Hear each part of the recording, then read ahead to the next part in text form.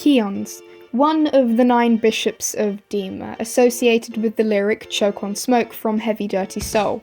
He's a figure we are meant to fear, the enemy, a blurry face, and yet he's the odd one out.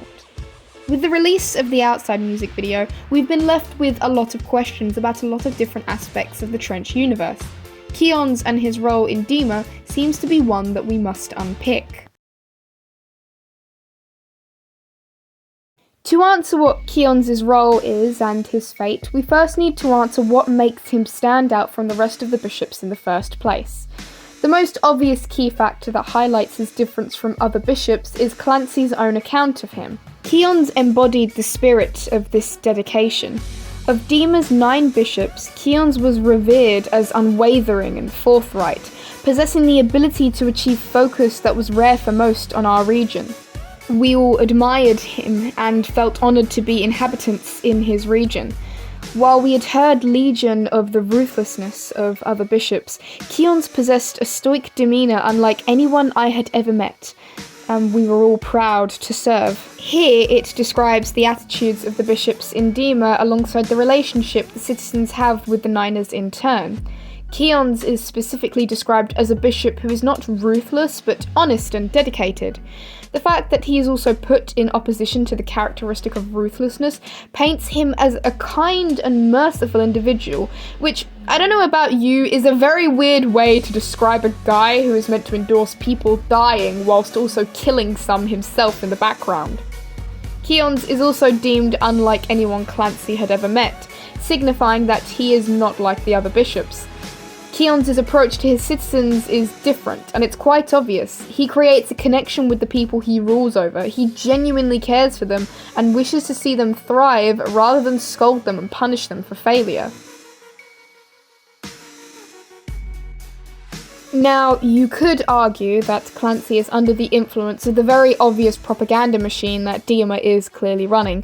After all, Keons is described as forthright, which essentially means very honest and blunt in one's opinion, and considering everything the Niners conceal, this is an obvious misconception. However, we have more evidence that backs up Keons' caring nature towards his region of citizens. Keons approached me as the sun rose one morning. I wasn't scared, I was relieved. After all that he had taught me, his presence was the most comforting moment that I had in days, and I couldn't help but be happy to see him. In true Keons fashion, he wrapped his arms around me, then put his hands under my face, looked me in my eyes, and said, "Clancy, child, let's go home." In this, we discover a few things. Keons is quite gentle and seems to have more concern for Clancy's well-being rather than the fact he has broken Dema rules. After all, the first thing he does is embrace him and reassure him they will go home together. Since it's in true Keons fashion, we also find out that this display of comfort and kindness is not rare. It's clearly something Keons is well known for, further setting him apart from the other ruthless Niners. We know for a fact this is different how other bishops react to rule breaking and escapees. Failed perimeter escapes and smearings are given to escapees as punishment upon being captured, which suggests that other bishops are not as lenient to those who breaks the rules. It wouldn't make sense for a bishop to hug someone who they're going to punish harshly later.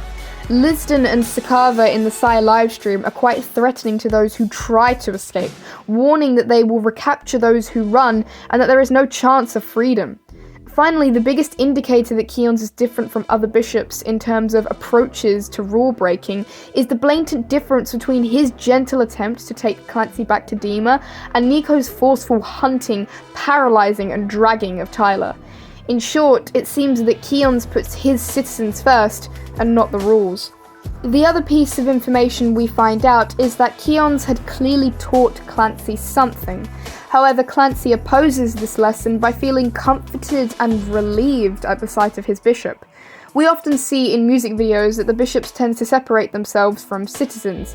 This is made obvious by the red cloaks and the lack of interaction they have aside from ruling. The fact that Keons had taught Clancy already suggests that Keons is close to those he resides over. Moreover, let's look into this lesson Clancy was taught itself. The The opposite of comfort and relief is fear and anxiety. One could argue that Keons warned of severe consequences, so Clancy should be scared of being caught. But Keons' reaction doesn't make sense if this was the case. He should be stern, maybe threatening in order to enforce that warning. So that can't be the lesson. What if Keons taught Clancy to fear the bishops? After all, considering that the other bishops do not interact with citizens outside of their region, how would Clancy know with certainty about the behaviour of other bishops? People from different regions in Dema do not talk ill of their own bishop due to wanting to serve them, and also fear of punishment. Unless it was Keons who had told Clancy about the behaviour of the other Niners. The fact that Keons also talks ill of his colleagues, that you should fear them, doesn't paint the relationship he has with them in a good light. It suggests he disagrees with them, emphasising his opposition and difference to the others. As many of you know, Keons is related to the song Heavy Dirty Soul, specifically the lyric Choke on Smoke, as the letters within this line make up his name. Heavy Dirty Soul is a song that obviously has many interpretations, but a common one is the concept of asking for help to defeat internal demons in order to become a better person. These demons are obviously blurryface, so that already makes it incredibly odd that a bishop is associated with a song about defeating bishops. The lyric, "I hope they choke on smoke because I'm smoking them out of the basement," refers to Tyler's creative process in which he uses music to help deal with his demons and fight against blurryface. Music here is compared to smoke, and it's this weapon that helps to defeat blurryface. Considering Keons is specifically aligned with this use of defeating blurryface with music, we could assume that maybe Keons has been in fact a traitor working from the inside to take down his friends after all. Now, calling Keons a traitor to the Niners based on lyrics alone isn't substantial evidence, nor does it give reason as to why he would betray them, considering he is in a position of power. He benefits from all of this. But we do have more proof, specifically the Clancy letters. In the letter in which Clancy is taken home, Keons is described as approaching him during the sunrise in the morning. This contrasts the two captures we see of Tyler, first in the afternoon on Jumpsuit, and then in the evening in Levitate. No, I'm not implying that the bishops are vampires, but the choice of scenery is really odd as we mainly see the bishops interact during a time when it's considerably dark or when the sun has already risen. Why is this important? Well, for those who don't know, the Banditos are represented by the colour yellow. It signifies hope and control over oneself. They're also represented by the sunrise through the use of their phrase, "East is up." The sun rises in true east where the Banditos camp out.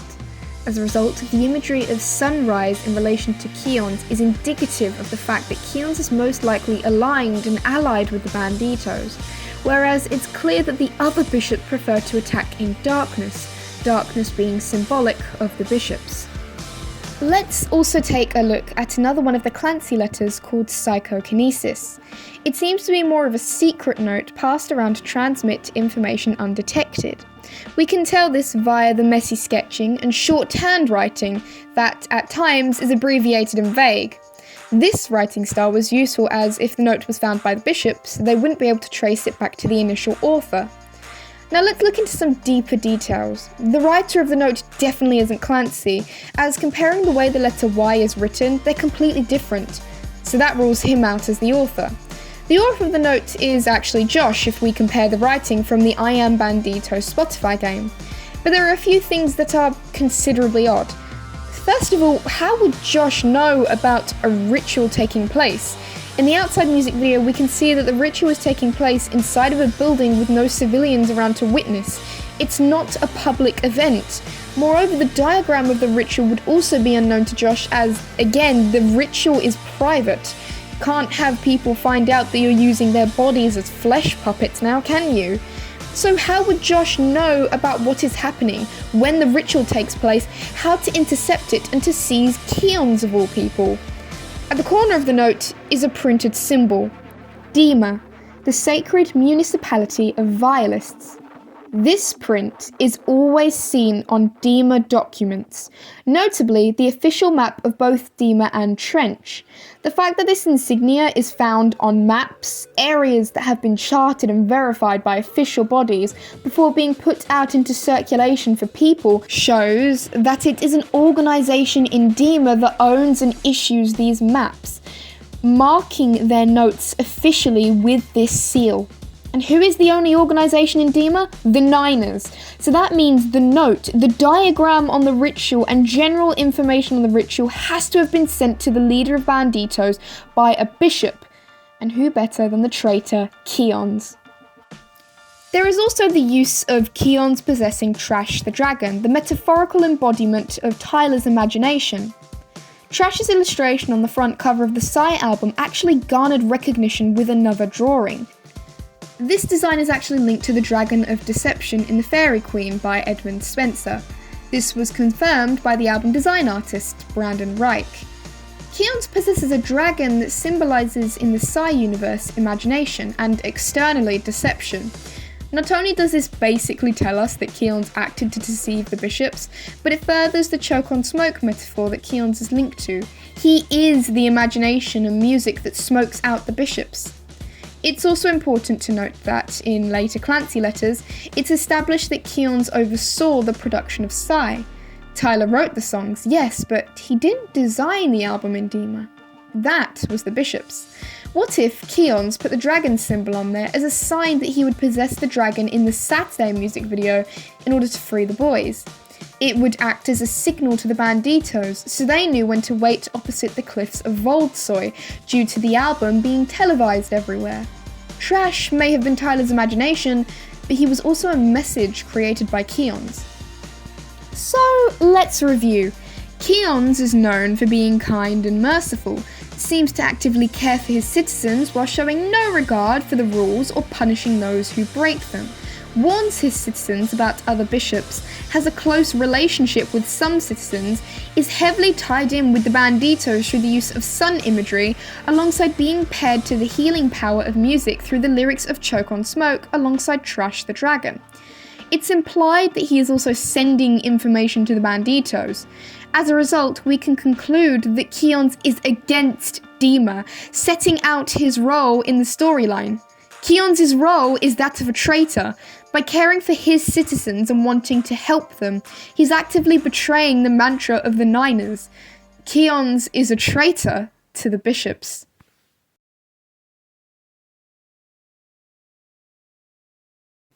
Now we go into speculation. What did Keons do and why did he die? Well, considering we've established that Keons cares for his citizens and wants to see them succeed, it's easy to assume that the whole killing civilians for the sake of immortality didn't sit right with him. This can probably be traced back to how the Bourbaki group were considered elitist, believing they were superior, and this elitism consequently caused members to leave. Either way, Keons was probably acting as a man on the inside, someone trying to bring Dema down, and the bishops would have probably disapproved of this due to the belief that they are right and they require perfection, and also that they need vessels in order to live forever. He most likely transferred information to the Banditos and practically gave Tyler and Clancy immunity from harsher punishment. During Saturday, 6 of the bishops were controlling their vessels to man the submarines. This meant they were doing the exact same ritual elsewhere, with 3 of the bishops most likely free to watch over Dema in the meanwhile. Keons was one of the 3 bishops, using his time to do his own ritual in order to control Trash and wreck the submarine, freeing everyone inside. Ultimately, the other bishops discovered this and killed Keons for his betrayal. And that's the tragic tale of Keons. Hi, thanks for sticking through this video and watching it. I know it's been a while since I've released a 21 Pilots theory video. This one just took a lot of my brain power because I don't think I've actually seen anyone actively talk on the subject of Keons and his betrayal. So I figured this would be a pretty interesting topic and provides a few answers to the Outside music video, because, good lord, the Outside music video and the information it revealed is still hurting my head to this day. I'm not going to be able to answer everything. And also, before any of you bring up that newspaper clipping where it said that Clancy's bishop is actually Nico, I'm ignoring that, okay? I am personally refusing to recognize that as canon. I don't trust Tyler Joseph anymore. My brain hurts. Just let me have this one win. Either way, I'll be doing another theory video soon. It's actually a collaboration with another 21 Pilots theory channel, so I hope you guys look forward to that and stay tuned for that. But either way, thank you for watching Top Debate.